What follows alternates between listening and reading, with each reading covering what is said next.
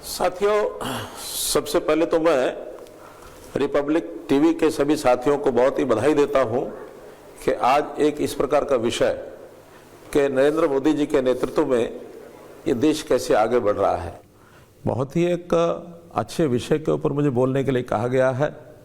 और निश्चित रूप से मैं इस बात को बहुत ही विश्वास कह सकता हूं कि जो अब देश है बहुत तीव्र गति से हमारे मोदी जी के और नेतृत्व में आगे बढ़ रहा है। अब हम ही महसूस नहीं करते हैं, दुनिया के देश भी इसको महसूस करने लग गए हैं। क्योंकि मैं तो आपको अभी पिछले एक महीने 2 महीने का जो एक बात बताना चाह रहा हूं कि मैं पिछले दिनों में 2 जगह विदेश में विशेष कार्यक्रमों में गया। सबसे पहले तो मुझे ब्राज़ील जाने का मौका मिला और ब्रिक्स का एक सम्मेलन जिसके अंदर भारतवर्ष की ओर से हमको किस प्रकार से हम आगे बढ़ रहे हैं, विशेष तौर पर जो मेरे अपने विभाग हैं पावर डिपार्टमेंट और महुआ डिपार्टमेंट यानी शहरी विकास।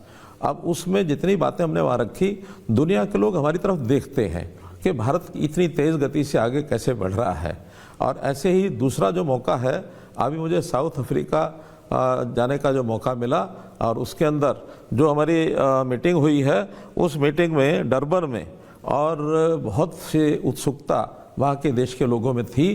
क्योंकि G20 की जो मीटिंग अपने देश में हमने 2 वर्ष पहले की थी, उस समय से और इस समय तक की प्रगति में भी बहुत लोगों ने रुचि दिखाई है।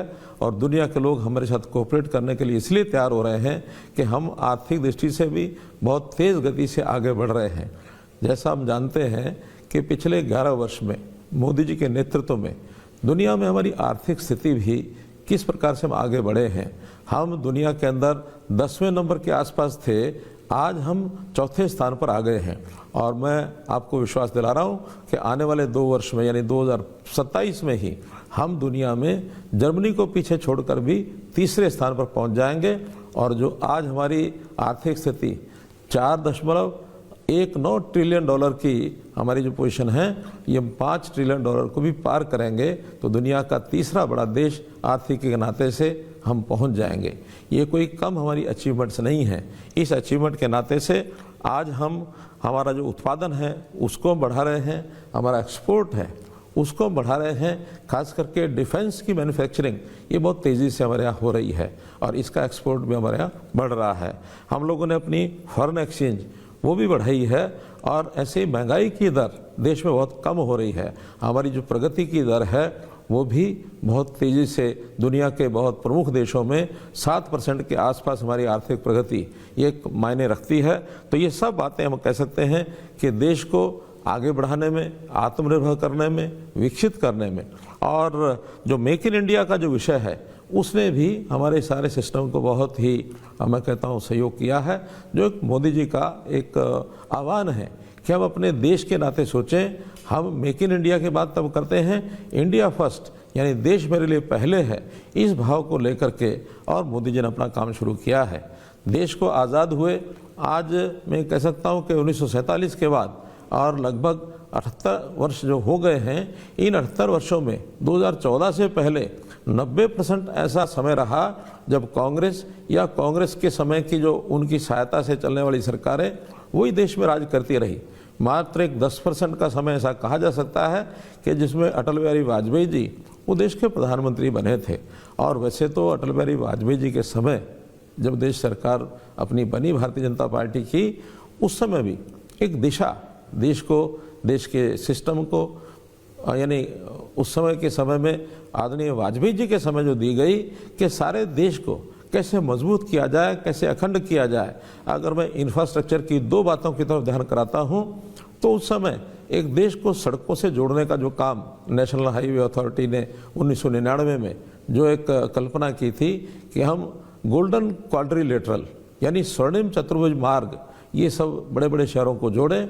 दिल्ली को हम मुंबई से जोड़ें, दिल्ली को कलकत्ता से जोड़ें, कलकत्ता को चेन्नई से, चेन्नई को मुंबई से, और एक बीचों बीच क्रॉस करते हुए भी लगभग 10,000 किलोमीटर की लंबी सड़कें।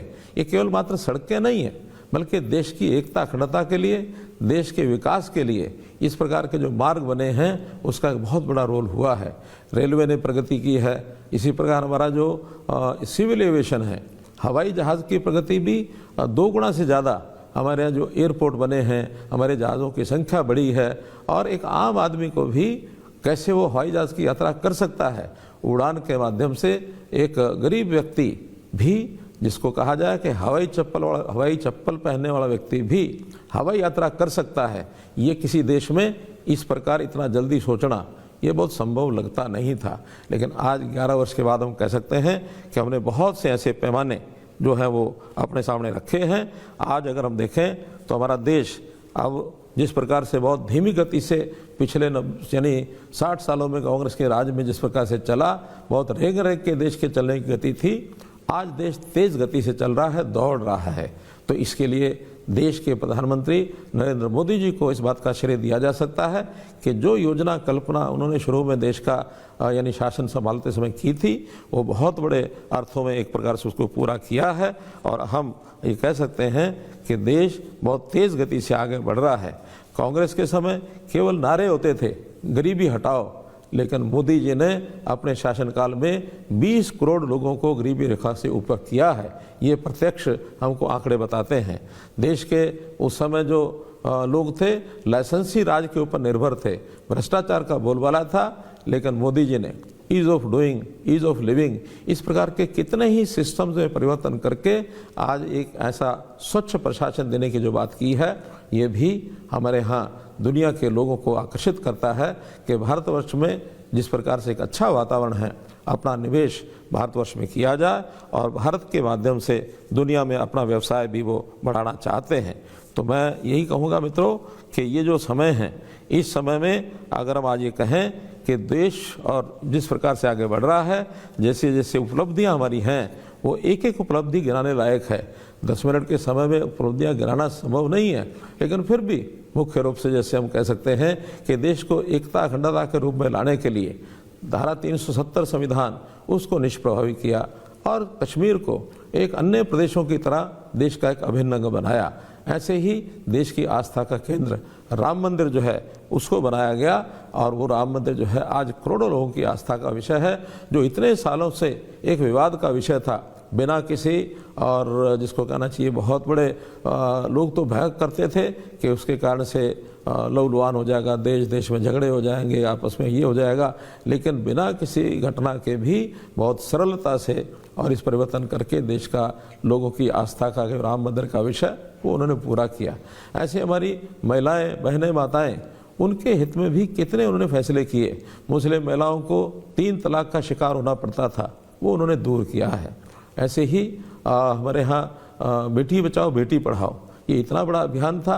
सामाजिक एक बुराई थी जेंडर रेशो को ठीक करने के लिए, और उन्हें इस अभियान के माध्यम से आज देश का जेंडर रेशो बहुत अनुकूल हो गया है, ठीक हो गया है, ताकि एक सामाजिक बुराई को हमने दूर किया है। अपने हमारी बहनें, माताएं, उनको खुले में शौच जाने में दिक्कत आती थी, लेकिन देश में स्वच्छता अभियान के माध्यम से और कैसे गांव-गांव, शहर-शहर में कंपटीशन बनाया कि ODF प्लस, ODF प्लस, तो इस प्रकार के कंपटीशन में स्वच्छता की ओर ध्यान दिया। आज हर शहर, हर गांव दौड़ में आगे लगा हुआ है कि हम स्वच्छता की ओर कैसे ध्यान दें, और शौचालय घर घर बना करके करोड़ों घरों के अंदर शौचालय बनाए, ताकि हमारी बहन बेटियों की जो इज्जत है वो अपने सम्मान से और अपना गुजारा जो है कर सकें।